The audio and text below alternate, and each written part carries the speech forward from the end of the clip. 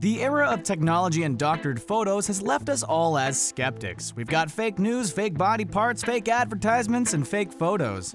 It's no wonder people are such cynics. You'll be surprised to find out that the photos you're about to see are confirmed as not fake photos. Don't forget to hit that subscribe button and stay up to date on regular, fascinating content on all the things you need to know, like what the most expensive yacht in the world is called, for example. Just smash that button. Free climbing. One look at this shot and you assume someone's just having a bit of fun with their Photoshop, but believe it or not, it's actually a popular hobby and a potentially deadly one. For young adults and sometimes teenagers to climb some of the world's tallest buildings with absolutely no climbing, rigging, or gear. Imagine being this extra just for your Instagram account. Two daredevil Russian 20-somethings have a huge following from their many photos taken at piss-your-pants heights. They've climbed the Shanghai Tower in China, the Eiffel Tower, and a pyramid in Cairo. They go by pseudonyms since what they do most of the time isn't legal. But they do it to capture city sites otherwise unimaginable or unattainable. Just looking at their pictures is enough to make some people's skin crawl with adrenaline. I'd rather take my chances with just about anything else, including drinking water in a third world country. Even though they don't want other people to copy them due to the dangerous nature of the job, they're definitely not the only hobbyists in the game. Rooftoping photography claims victims and makes headlines all the time. 24-year-old Connor Cummings died after falling off a 52-story building in New York in 2015, attempting to get some killer photos. But some claim they'd rather die falling from several stories than to fall just a few and end up crippled. Last I checked, staying on the ground is a good way to avoid both. The Bridge to Narnia. I was pretty sure someone had photoshopped an idea of what a lighthouse in Narnia looks like after the evil witch queen lady takes over. She is the embodiment of the phrase, "when hell freezes over," and apparently when hell freezes over, you get Tilda Swinton with dreadlocks. Although I personally prefer that to Tilda Swinton bald. But nevertheless, this is actually a real lighthouse in Lake Michigan. How did this unusual and marvelous feat of nature happen? Well, it's Snow's secret. Apparently, during harsh storms over the lake, winds will sometimes pick up and spray the lighthouse with water. The water then freezes on contact, turning the lighthouse into a frosty building straight out of a fairy tale. The neat thing about this, if you think about it, is that it becomes a different ice palace structure every season, never identical. Others gazing upon this mystical lighthouse might say they see a tentacle building or a furry palace. Perhaps you should stay away from Japanese hentai if you see tentacles. The Sun, a news tabloid, called it a dead ringer for Elsa's ice palace in Frozen. It serves as a friendly reminder of how subjective art, even made by Mother Nature, always is. Strange man in the mountain? If this doesn't give you a case of stranger danger, I don't know what will. We've seen a man in the moon, but a burglar bum on a mountainside? Is that genetically modified snow? Is it an art project that some hipster raised thousands of dollars for on Kickstarter only to keep most of the donations for themselves? Perhaps it's the work of an egotistical entrepreneur who had so much money to spend, he felt that carving his face into the mountain was the only necessary way to spend it. Believe it or not, it's none of the above, and it's amazingly not photoshopped either, even though it looks like the handiwork of someone with too much time on their hands and a computer with shoddy photo doctoring software. But he does look like an unnatural disaster just waiting for the right time to pounce, probably once everyone in that town is asleep. Just look at that face. He's seen what you do behind closed doors and he doesn't like it. But joshing aside, this is just a completely natural coincidence. The snow and rock formation just so happened to create the ominous figure on the mountainside near Ålesund, Norway. Regardless, I highly advise that you hide your kids, hide your wife. Floating faucets. Whoever said that trolls can't contribute anything good to society has obviously never seen floating faucets before. And no, it's not dodgy Photoshop. It's also not due to any wizard chanting Wingardium Leviosa. I'm just impressed with what must have been going through someone's head to invent this fun trick/art/engineering venture. How can I invent a faucet that makes people question their sanity? Well, I'm about to reveal the magician's hand if you haven't figured it out already. Though these strange faucets, which can be seen around the world, look as though they're suspended in midair, the trick is inside the water. Connected to the pond is a transparent piping that runs upward to the faucet, feeding water to the fountain and then sprays it back out with enough gusto that you can't see the transparent piping. No strings, smoke, or mirrors, just clever human ingenuity. Consider this myth busted. I've just always wanted to say that. You can find these funny illusions in places like Spain, Belgium, the US, and Canada. If you like these as much as I do, you can buy smaller scale ones for your potted plants and such to freak out your neighbors, especially if you have neighbors that suspect you of conducting witchcraft. A runway on a beach. One glance at this picture might elicit a chuckle as you consider how absurd the idea of jumbo jets landing that close to a populated beach sounds. It's so absurd that it must only exist in the realm of Photoshop, right? Wrong. Which takes this photo from chuckle-inducing to crap yourself awe-inducing. Maho Beach is a beach famous for more than just pristine blue water on the island of Saint Martin.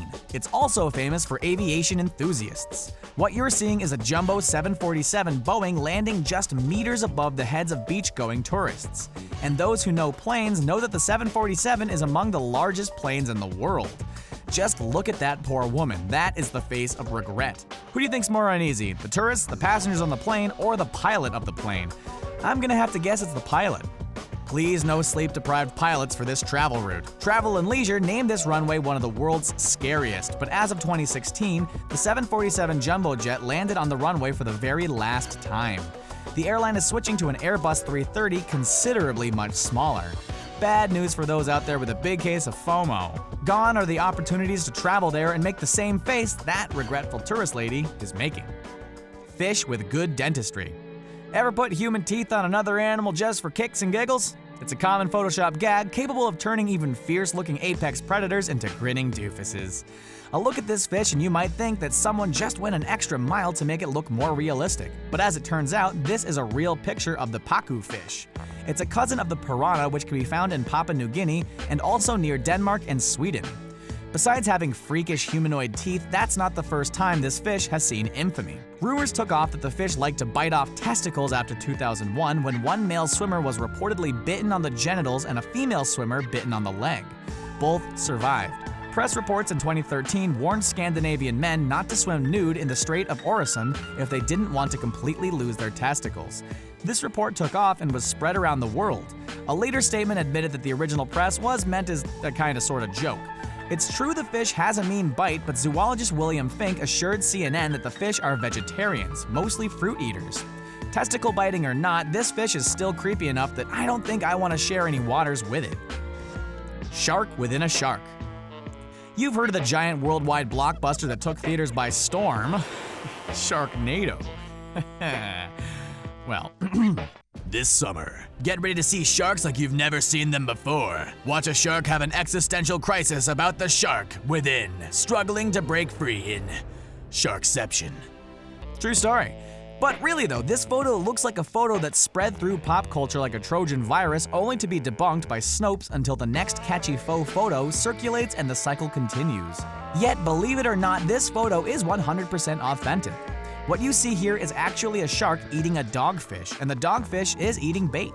Researchers commonly use bait to attract sharks that they were following and had previously tagged. Well, the bait definitely worked, just more than expected. In this instance, the dogfish thought he was gonna get the one-up on the bait, but what he didn't expect was to become bait himself.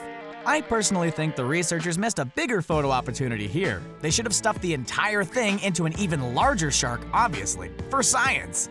With their fancy research degrees, you'd think they knew better. Lego Pleasantville. Some normal people like Minecraft. Some people like Minecraft a bit too much, building entire cities on their PC, and I can just hear the middle-aged suburban mother now. Why don't you go outside and do something with your life? Well, now that mother's words can have a decent counter when the answer is that you can build an entire neighborhood in real life with your Minecraft design skills. That's right, that's not a 2D rendering of Pleasantville, that's a real neighborhood on the outskirts of Mexico City. I'm kinda depressed just looking at it. This isn't the fun Legoland that kids dream of when they think of the amusement park. This looks like a place where dreams go to die. It gets a little bit weirder. The buildings are color-coded for gender. The pink ones are for the ladies and the orange ones for the men. Which raises a ton of questions for me. Are the men not allowed to visit the ladies at all? Do they congregate outside on the street? Does anybody get married? Do they all wear purity rings? Is there a different color for those living in a standard nuclear family? Holy Christmas, Batman, what about those that identify as gender neutral? What can I do to make sure I never live there? Why does this exist in the first place at all? Hui. Strength in numbers.